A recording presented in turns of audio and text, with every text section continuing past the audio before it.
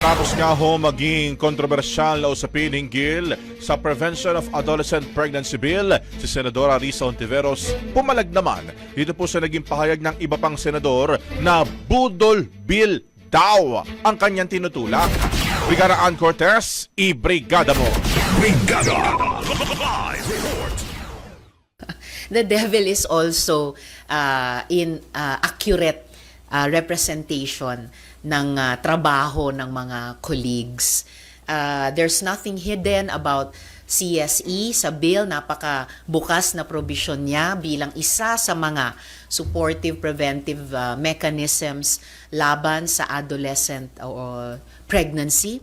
Yan ang naging tugon ni Senadora Risa Hontiveros sa pahayag ni Senador Joel Villanueva na the devil is in the details. Kung saan ang tinutukoy ni Villanueva rito ay ang siyang itinutulak na Senate Bill No. 1979 o Prevention of Adolescent Pregnancy Bill ng Senadora. Pero maliban pa nga sa pahayag nito ay mayroon ding iniwang panawagan si Villanueva nitong nakarang araw sa mga kasamahan nila na mga mambabata sa kapwa kapulungan. Muli po, nananawagan po tayo sa ating mga kasamahan dito po sa Senado at sa buong Kongreso na maging mas mapagmatsyag at huwag basta-basta magpabudol sa panukalang ito.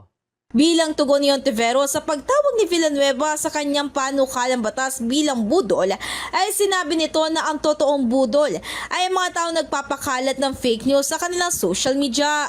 Ang totoong pambubudol ay yung mga nagsinungaling tungkol sa bill. Halimbawa, dun sa original na Senate Bill 1979, sige nga, ituro nila kung nasa saan dun yung pagtuturo ng masturbation sa 0 to 4 years old o pagtuturo sa mga bata tungkol sa sexual feelings or sexual rights. Aba, inamin na nila sa isang later press conference nila na wala doon sa text ng original na Senate Bill 1979. So, sino ngayon ang nambubudol? Pero sa kabila nga ng mga naging issue hinggil dito ay tiniyak naman ng senadora na mas malinaw na ngayon ang mga detalye at sakop na nakalagay sa iniyay niyang substitute bill.